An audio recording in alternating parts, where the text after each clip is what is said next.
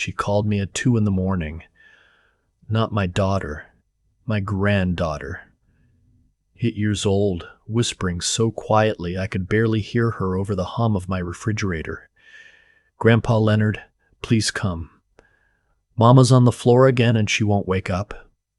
That phone call ended. "Please come. Mama's on the floor again and she won't wake up." Before we go on, tell me in the comments where you're listening from, and stay with me, because what happened next is something I never imagined a man my age would have to do. Let me take you back. My name is Leonard Dawson. I'm 63 years old, and for most of my life, I was a carpenter in Macon, Georgia. Built porches, repaired roofs, laid hardwood floors in houses all over Bibb County. My hands have held hammers and saws for 40 years. They built cradles and coffins and everything in between, but I never thought they'd have to do what they did last September. My daughter Nadine was the best thing I ever made. Not with wood and nails, but with love and every ounce of hope I had left after her mother passed. Janelle, my wife, died when Nadine was only 11. Ovarian cancer took her in 7 months flat. After that, it was just me and my girl against the world. I coached her softball team. I braided her hair before school. Badly at first, but I learned. I walked her down the aisle when she married Curtis Webb at 24. Curtis seemed like a good man, worked at the distribution center outside Atlanta, drove a clean truck, called me sir, and shook my hand like he meant it. When my granddaughter Zoe was born, he cried in the delivery room. I remember thinking, Janelle, our girl picked a good one. I was wrong. I was so terribly, terribly wrong. It didn't start with fists. It never does. First, it was the comments. Little cuts disguised as jokes. "Nadine, you're really going to wear that? Your daddy raised you in a barn?" Then came the isolation. Nadine stopped coming to Sunday dinner, stopped returning my calls. When I drive the hour and a half to their apartment in College Park, outside Atlanta, she always had an excuse. Busy, tired, Zoe's got a cold. Then the excuses started involving doors and stairs. I walked into the cabinet door, Daddy. I slipped on the stairs carrying laundry. I'm a carpenter. I know what a cabinet door does to skin and what a fist does. The bruise patterns are different. But Nadine would look me dead in the eyes and swear everything was fine, and what was I supposed to do? She was a grown woman. She told me to stop asking, so I stopped. God forgive me, I stopped asking. For 3 years, I stopped asking. I told myself she'd come to me when she was ready. I told myself I was respecting her boundaries. I told myself a lot of pretty lies while my daughter was getting beaten every night in that apartment. Then Zoe called. I drove the 90 miles from Macon to College Park in under an hour that night. I don't remember the speed limit, and I don't care. When I got there, the apartment door was unlocked. The living room looked like a storm had passed through. Overturned furniture, broken glass, a dent in the drywall shaped like a shoulder. Nadine was on the kitchen floor, conscious but barely. Her left eye was swollen shut, lip split, and she was cradling her wrist against her chest at an angle that made my stomach turn. Zoe sat beside her in a Minnie Mouse nightgown, stroking her mother's hair with the calm, practiced tenderness of a child who'd done this before. "Where is he?" I asked.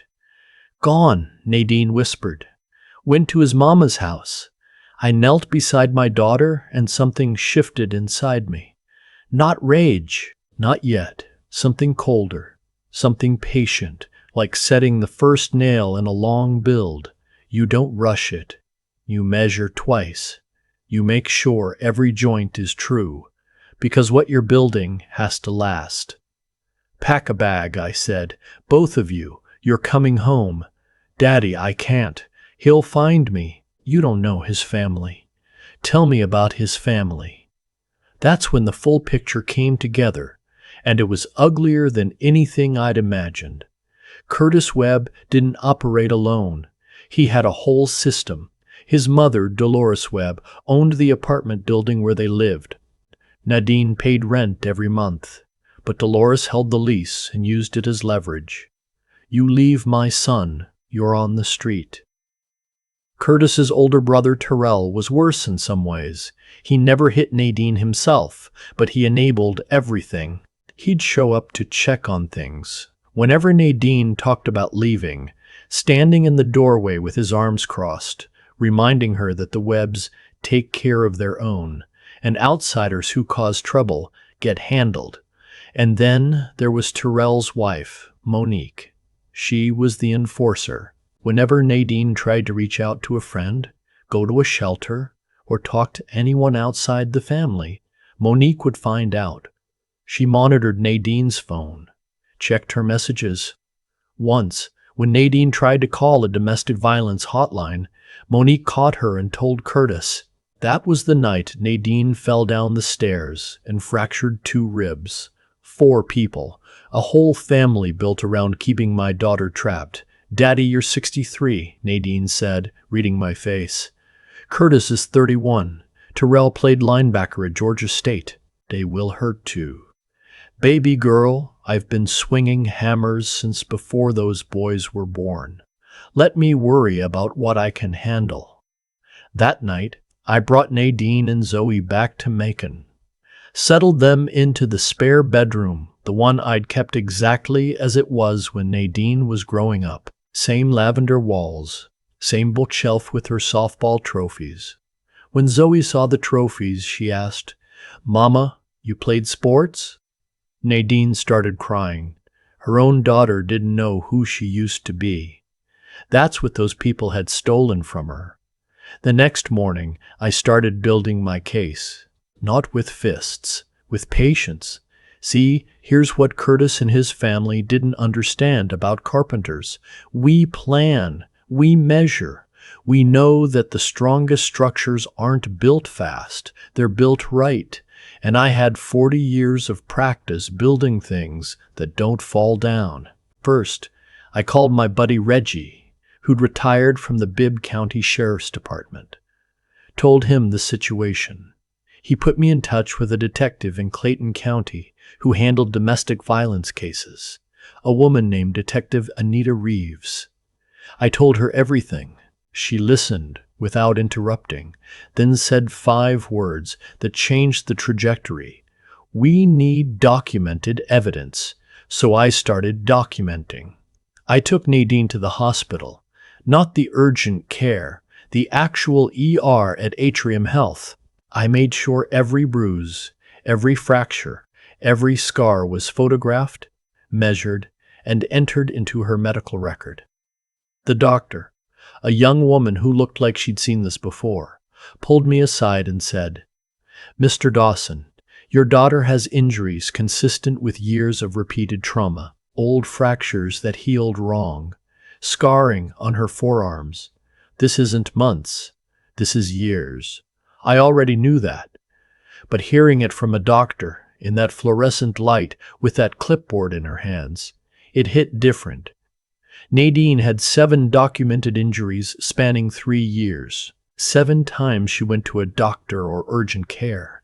7 times she lied about what happened, and 7 times the system let her walk back into that apartment.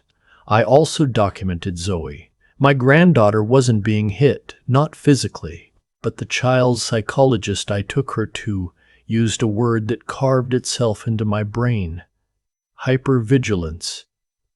Zoe didn't play like other kids.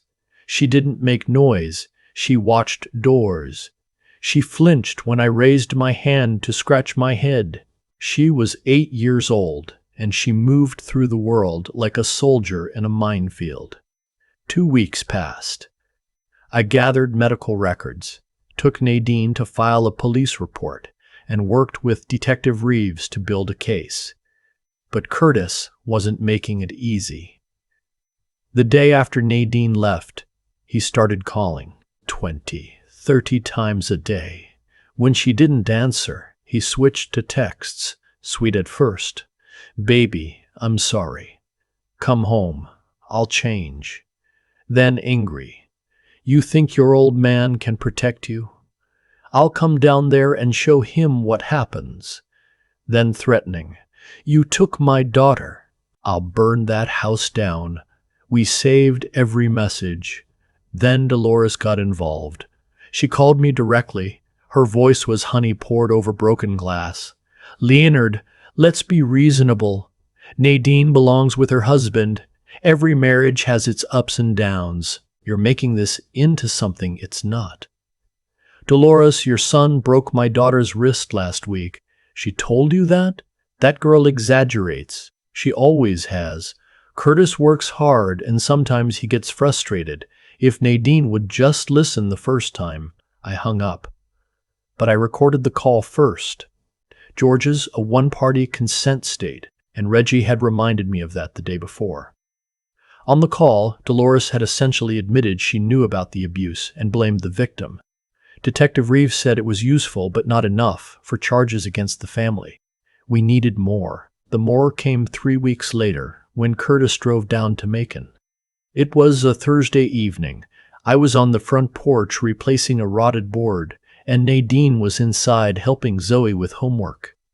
I heard the truck before I saw it, a black Ford F-150 with aftermarket exhaust, rumbling down my quiet street like a thunderstorm looking for a place to land. Curtis parked crooked across my driveway.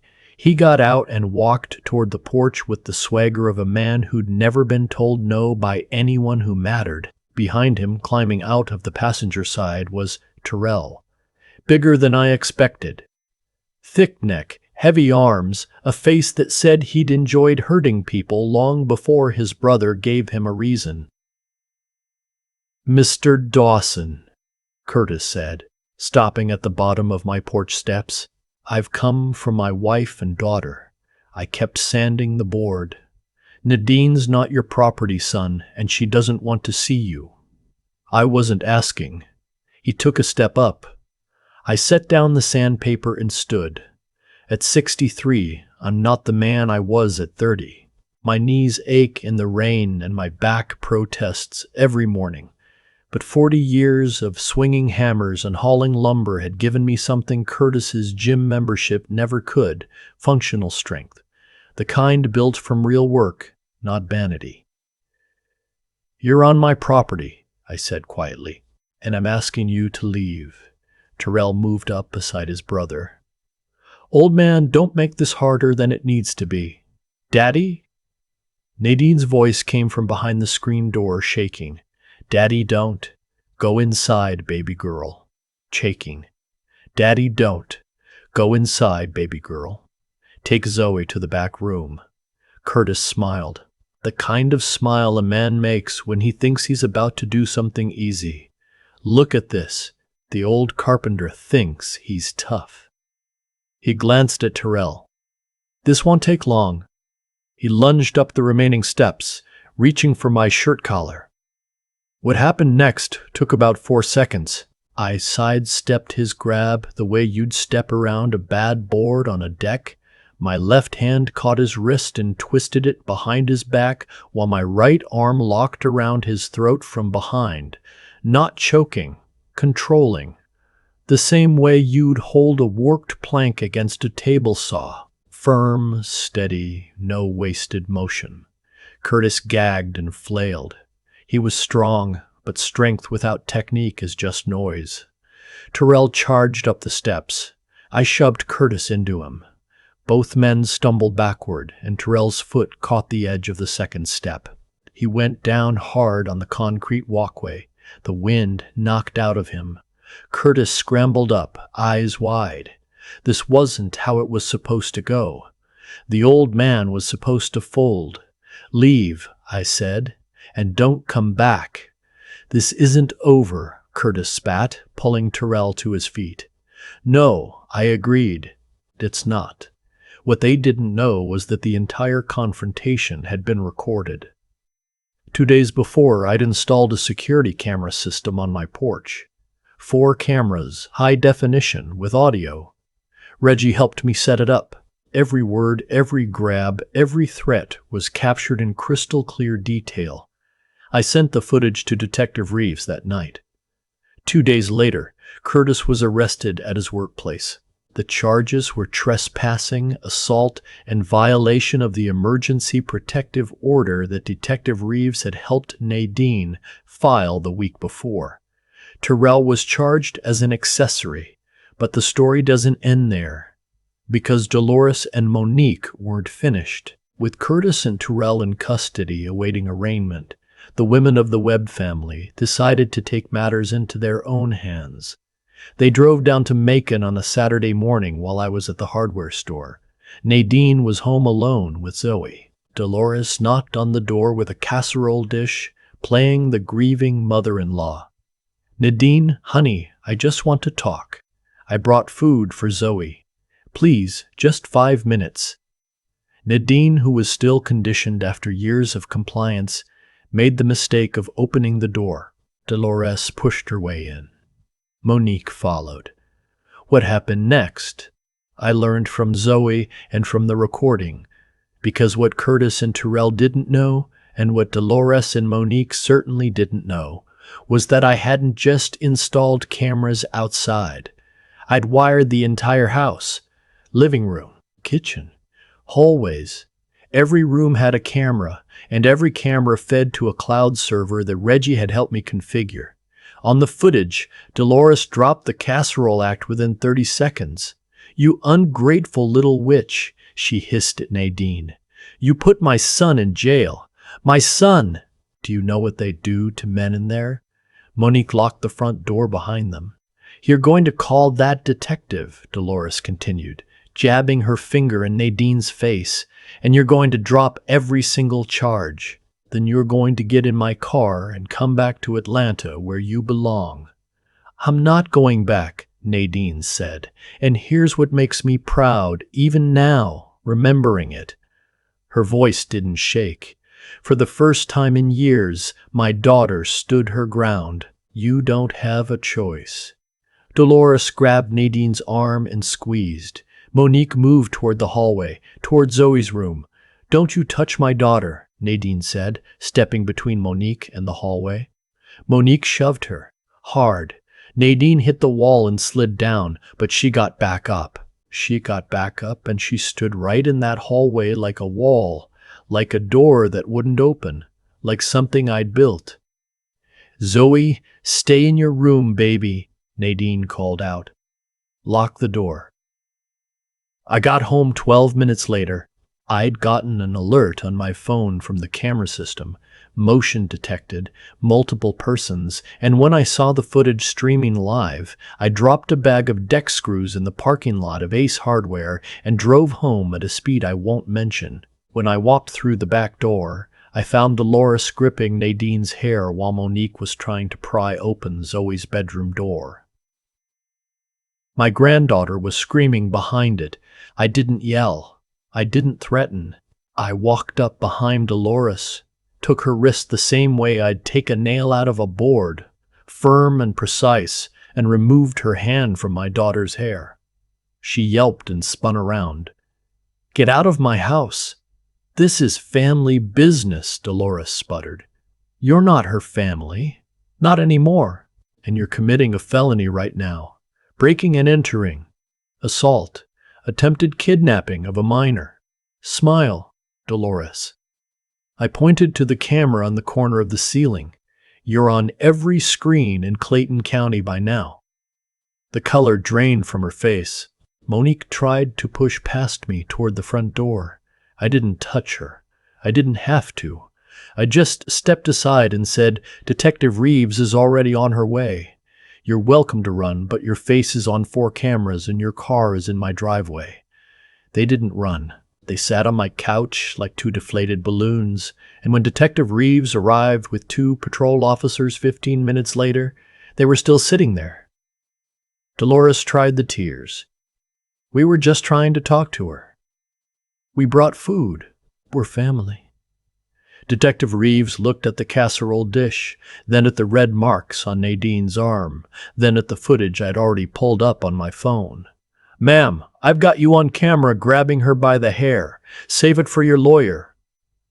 Both women were arrested, charged with assault, unlawful entry, and attempted interference with a custodial arrangement.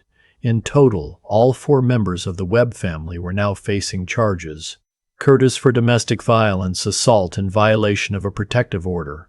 Terrell as an accessory. Dolores and Monique for their little Saturday visit. The trial took 4 months.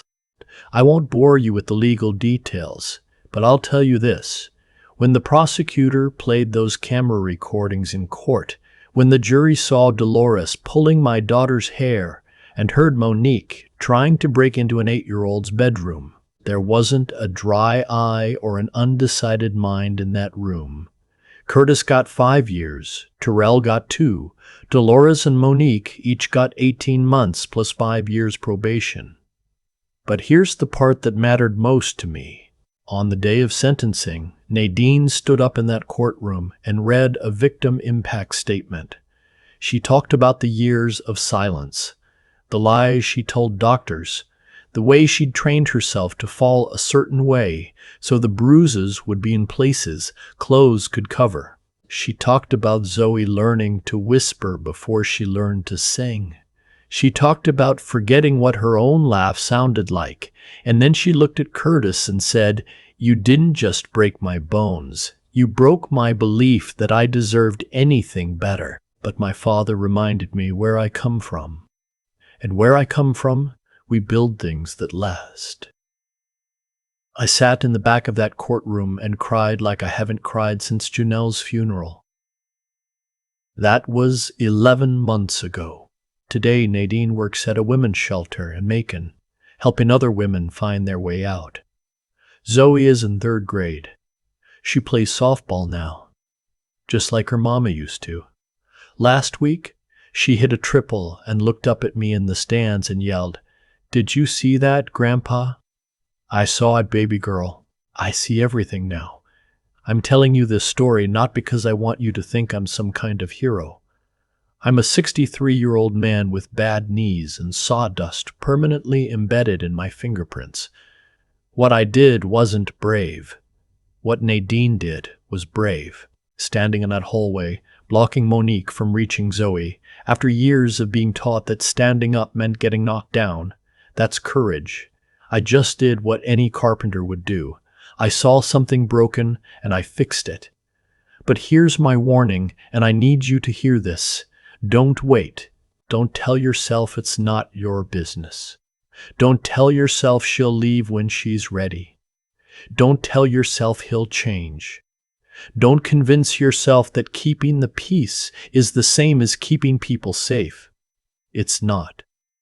Peace that costs someone their dignity isn't peace.